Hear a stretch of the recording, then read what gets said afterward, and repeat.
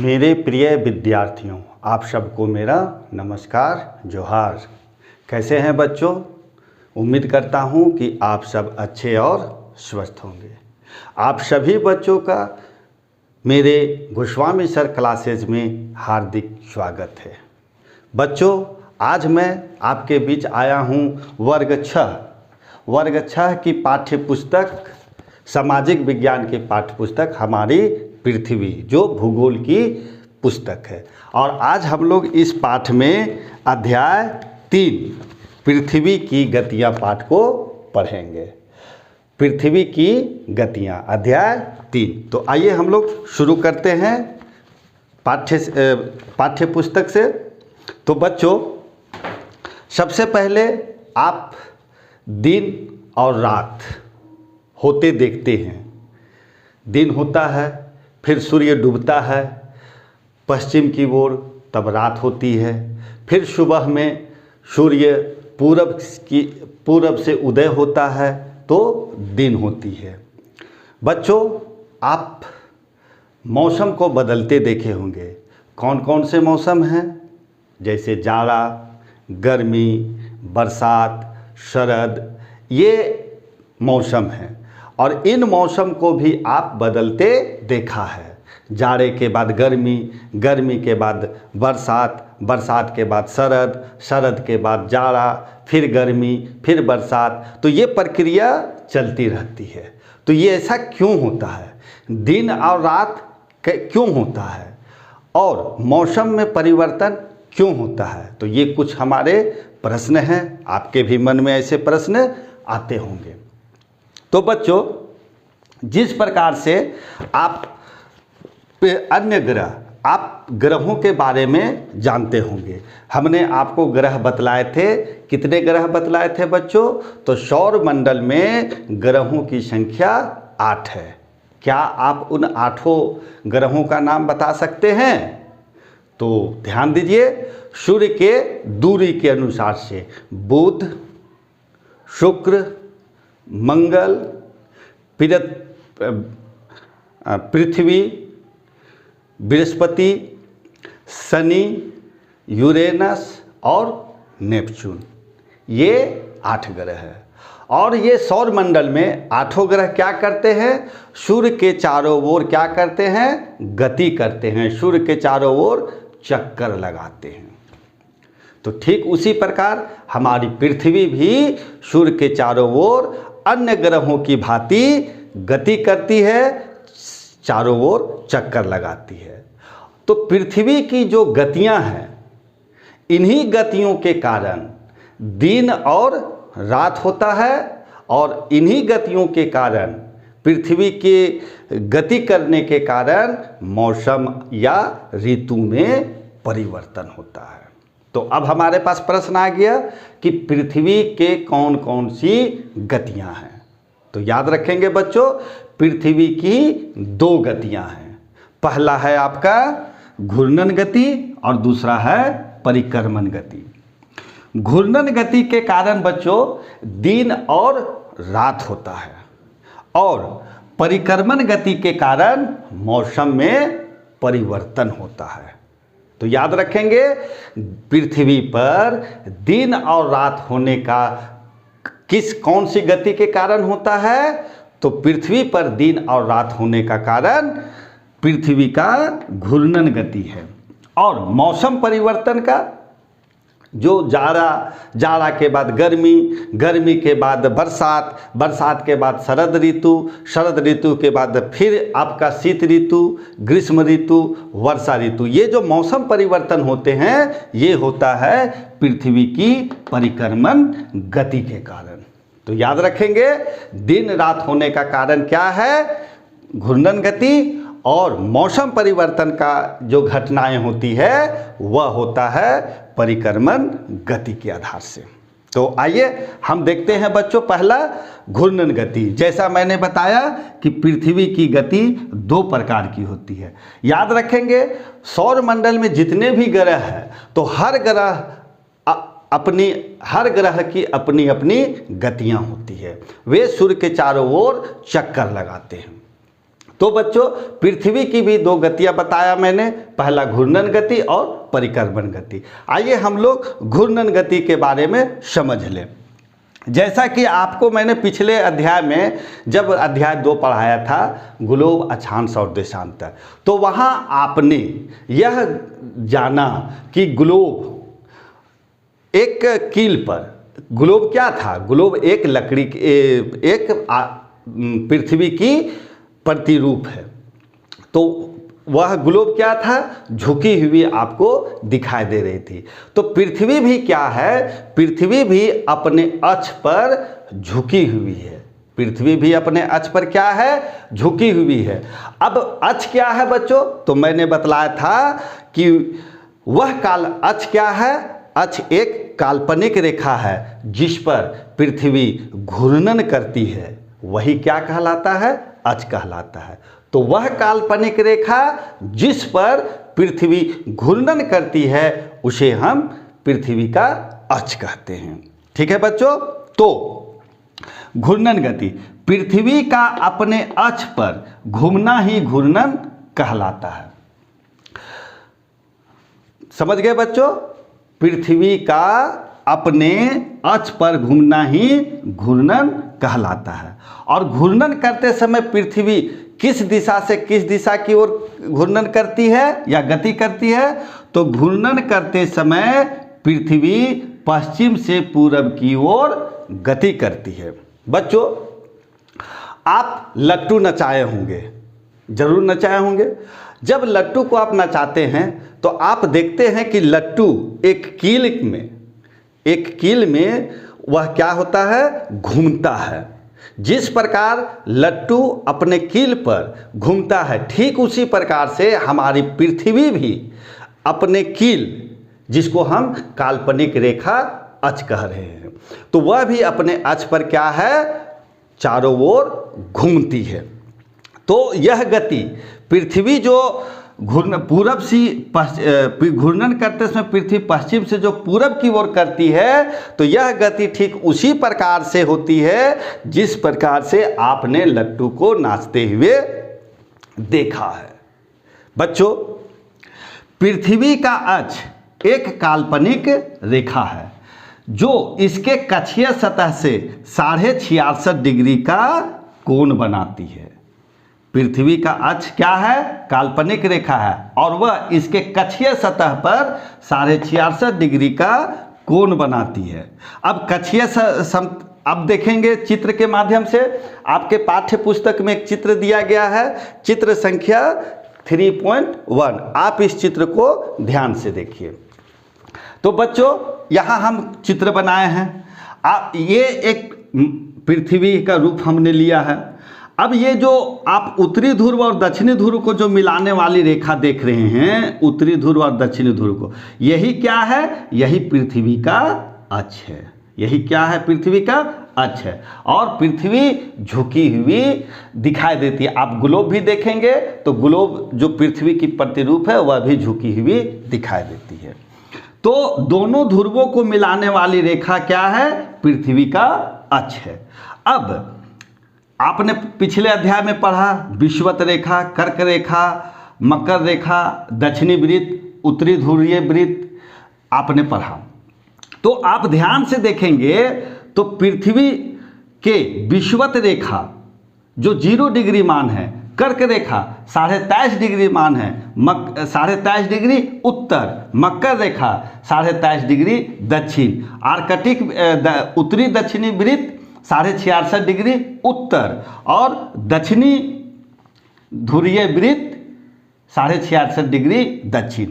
तो ये बच्चों आप देख सकते हैं पृथ्वी का कक्षीय समतल, ये जो हरा भाग से हमने दिखाया है तो यह पृथ्वी का सीधा है। अब कक्षीय समतल पर ये क्या है, एक लंब है। अब आप ध्यान से देखेंगे तो इसके कक्षीय सतह पर 66.5 डिग्री का कोण बना हुआ दिखाई दे रहा है। तो पृथ्वी का अक्ष क्या हुआ, ये पृथ्वी का अक्ष हुआ। इसके कक्षीय सतह पर, ये जो कक्षीय सतह देख रहे हैं, इस पर जब लंब डाला गया, कक्षीय समतल पर यह लंब डाला गया, तो यहाँ पर अक्ष पर यह कितने डिग्री का कोण बनाया है? 66.5 डिग्री का कोण बनाती है। तो यही क्या हुआ? पृथ्वी का कक्षीय समतल। ये आप चित्र देख सकते हैं, यहाँ पृथ्वी का अक्ष है, पृथ्वी झुकाव है तथा कक्षीय समतल। अब कक्षीय समतल क्या है? तो वह समतल जो कक्ष के द्वारा बनाया जाता है। ये जो आप देख रहे हैं यहाँ पर आपको 66.5 डिग्री का कोण बनाया हुआ दिखाया गया है। यही क्या है? पृथ्वी का कक्षीय समतल। तो कक्षीय समतल क्या है बच्चों? वह समतल जो कक्ष के द्वारा बनाया जाता है कक्षीय समतल कहलाता है। आप अपने पाठ्य पुस्तक पृष्ठ संख्या 22 में यह चित्र 3.1 में देख सकते हैं। आइए बच्चों आगे हम देखें।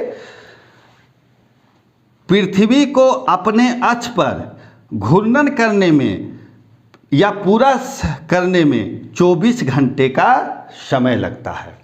तो पृथ्वी को अपने अक्ष पर एक चक्कर पूरा करने में या घूर्णन करने में लगभग 24 घंटे का समय लगता है। और यही समय क्या होता है? पृथ्वी का एक दिन का समय है। यही समय पृथ्वी के एक दिन का समय है। यही कारण है कि इसे पृथ्वी की दैनिक गति कहते हैं। कहने का मतलब है एक दिन है, एक दिन का समय है, तो जो घूर्णन गति है उसको हम दैनिक गति भी कहते हैं। तो याद रखेंगे बच्चों, पृथ्वी को अपने अक्ष पर घूर्णन करने में लगभग 24 घंटे का समय लगता है। और यही क्या है? एक दिन का समय होता है। इसे ही हम क्या कहते हैं? घूर्णन गति को दैनिक गति भी कहते हैं। तो ये था बच्चों घूर्णन गति। अब आइए हम देखते हैं घूर्णन गति के महत्व। तो आप सभी ध्यान से सुने और समझें।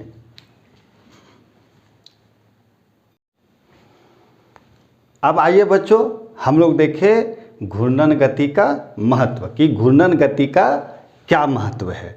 तो जैसा कि मैंने बताया कि घूर्णन गति के कारण ही क्या होता है? दिन और रात होता है। तो पृथ्वी के घूर्णन गति के कारण दिन और रात होता है। पृथ्वी की आकृति क्या है बच्चों? कैसी है? तो पृथ्वी की आकृति क्या है? गोल है। तो इसी कारण पृथ्वी में एक समय में सिर्फ एक भाग पर सूर्य की रोशनी पड़ती है और उस भाग पर दिन होता है। जो भाग सूर्य से दूर होता है अर्थात जहाँ सूर्य की रोशनी नहीं पड़ती है वहाँ रात होती है। आपको मैंने बताया था कि पृथ्वी क्या है? गोल है। मान लिया जाए आप इसको आप ऐसे प्रयोग कर सकते हैं। सबसे पहले बच्चों आप एक टॉर्च लें और एक गेंद लें। गेंद को आप हाथ में या टेबल पर आप रख दें और टॉर्च की रोशनी को जलाएं, कमरे को अंधेरा कर दें और टॉर्च की रोशनी को जलाएं। अब टॉर्च की रोशनी को गेंद में लगाइए तो आपको दिखाई देगा कि सूर्य की ओर गेंद का जो भाग है वहाँ उजाला है और पिछला जो भाग है जहाँ जहाँ टॉर्च की रोशनी नहीं पहुँच रही वह भाग अंधेरा है। तो जिस भाग में उजाला है वह भाग दिन है और जिस भाग में अंधेरा है वह भाग रात है। टॉर्च को आप हाथ में रखें, फिर गेंद को आप धीरे धीरे धीरे धीरे उसको घुमाते जाएं। आप हाथ से वो गेंद को घुमाते जाएंगे। इस प्रकार से घुमाते जाइएगा तो जिस भाग में आपको अंधकार था अब उस भाग में रोशनी आने लगी। कहने का अर्थ हुआ कि कुछ समय पहले जिस भाग में अंधेरा था अब वहाँ दिन हो रहा है और जिस भाग में उजाला था अब वह भाग अंधकार में डूबता जा रहा है अर्थात वहाँ रात होती जा रही है। तो बच्चों आप इस प्रकार से गेंद और टॉर्च के माध्यम से आप दिन और रात को समझ सकते हैं। तो आप ये प्रयोग घर में कर सकते हैं। एक टॉर्च ले लें और एक गेंद ले लें और टॉर्च की रोशनी को गेंद पर लगाएं, तो गेंद के जिस भाग में रोशनी जाएगी वहाँ भाग आपको दिन मान लेना है, और जिस भाग में रोशनी नहीं जाती है, जहाँ अंधकार रहता है, वहाँ रात मान लेना। अब गेंद को घुमा करके आप यह प्रयोग देख सकते हैं दिन रात। तो वो जो घूमता है वही क्या है, घूर्णन गति है। तो बच्चों, पृथ्वी की घूर्णन गति के कारण दिन और रात होता है। पृथ्वी की आकृति गोल है, इसी कारण पृथ्वी में एक समय में एक भाग पर सूर्य की रोशनी पड़ती है, तो जिस भाग में सूर्य की रोशनी पड़ती है वह उस भाग पर दिन होता है, और जो भाग सूर्य से दूर होता है, अर्थात जहां सूर्य की रोशनी प्राप्त नहीं होती है पृथ्वी का, वह भाग जहां सूर्य की रोशनी दूर है, सूर्य से दूर है और रोशनी उसको नहीं प्राप्त होती है, वहां रात होती है। आगे देखें बच्चों, प्रदीप्त वृत्त। ये प्रदीप्त वृत्त क्या है, तो ग्लोब पर वह वृत्त जो दिन और रात को विभाजित करता है वह क्या कहलाता है, प्रदीप्त वृत्त कहलाता है। आइए हम आपको एक चित्र के द्वारा आपको समझाते हैं। आप अपने पाठ्य पुस्तक में पेज नंबर 22 में आप यह एक चित्र यहाँ आप देख सकते हैं। बच्चों, यह एक पृथ्वी है, यह विषुवत रेखा, यह कर्क रेखा, मकर रेखा। विषुवत रेखा का मान 0 डिग्री, कर्क रेखा का मान 23.5 डिग्री उत्तर, मकर रेखा का मान 23.5 डिग्री दक्षिण। ये जो हरा रंग का हमने जो लकीर खींचा है, इसको हम पृथ्वी का अक्ष कहते हैं।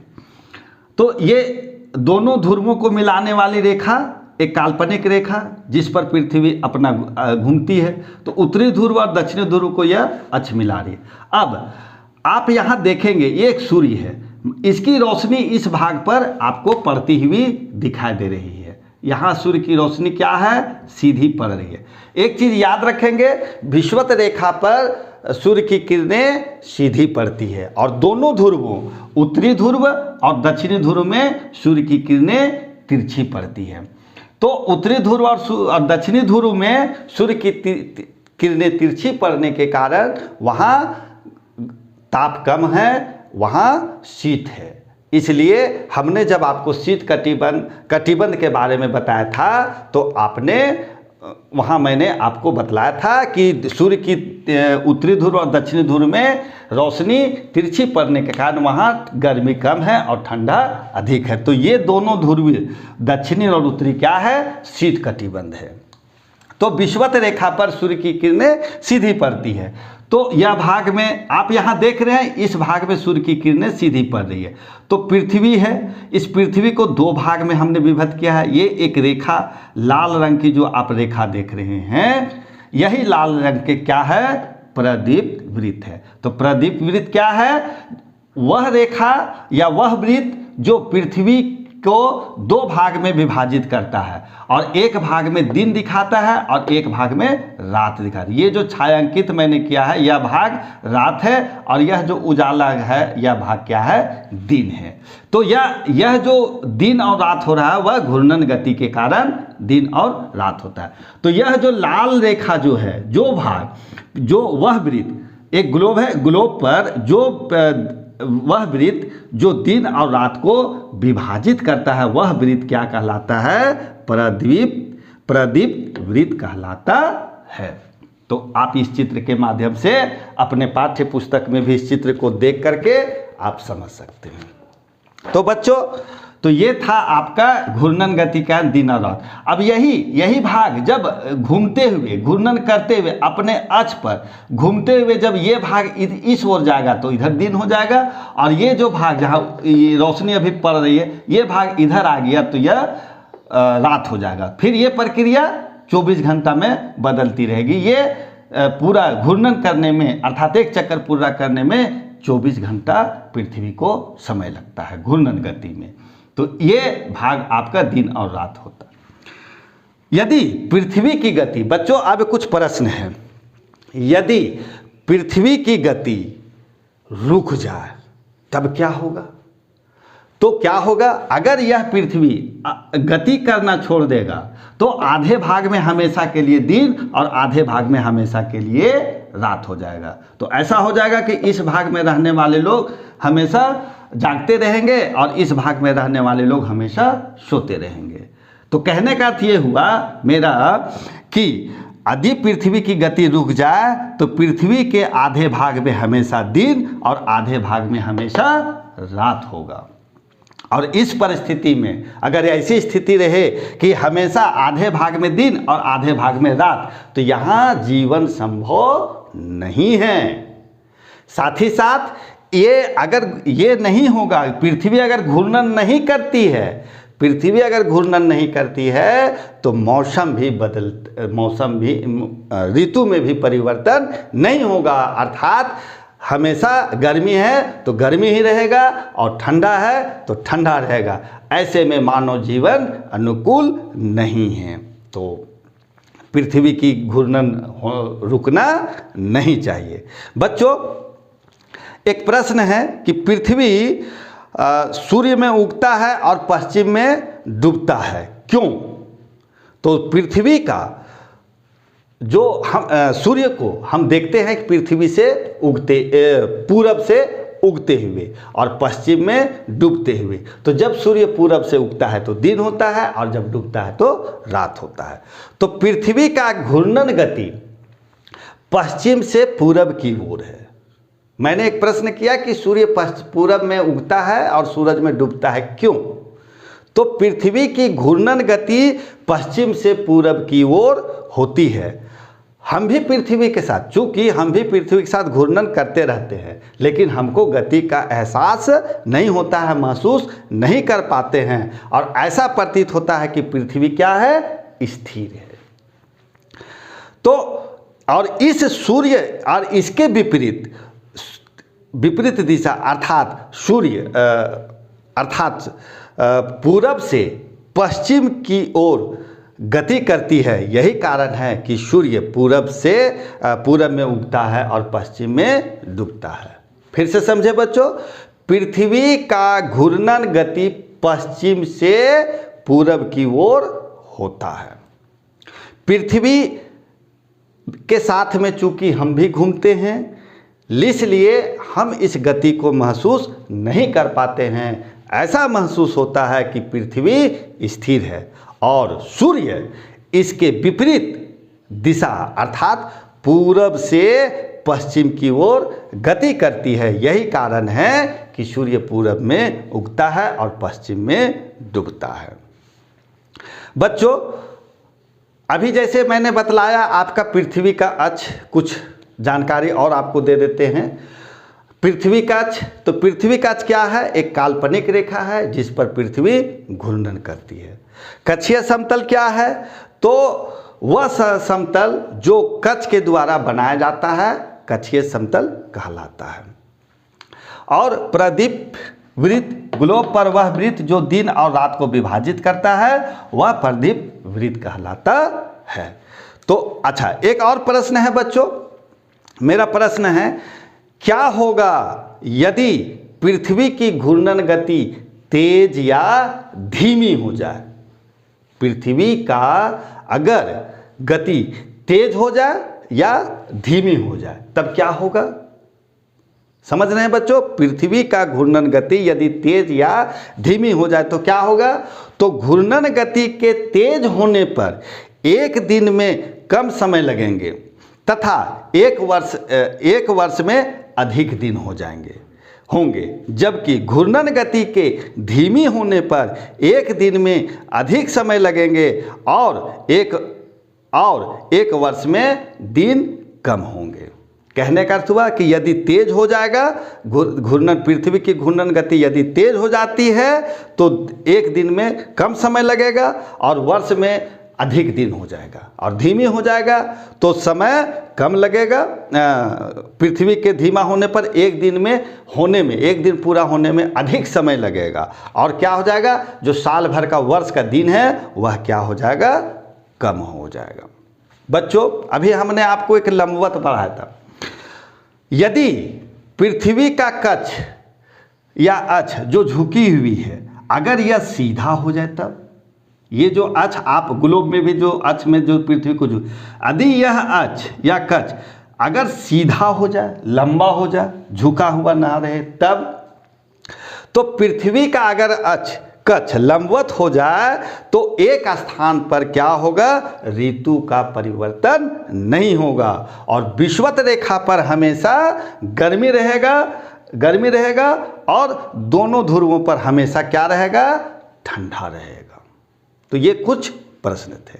ठीक है बच्चों, तो आज हम यहीं तक, फिर हम आगे आपके बीच जब आएंगे तो पृथ्वी की दूसरी गति, परिक्रमण गति के बारे में आप सबको जानकारी देंगे। तो आज हम यहीं तक। ठीक है बच्चों, आप सबको मेरा बहुत नमस्कार और आप सबको मेरा बहुत बहुत धन्यवाद। फिर हम मिलते हैं आपके बीच इसी पाठ को लेकर के, अध्याय 3 पृथ्वी की गतियां, जहां हम परिक्रमण गति और लीप वर्ष के बारे में समझेंगे और पढ़ेंगे। तब तक के लिए बच्चों आप सबका आभार एवं धन्यवाद।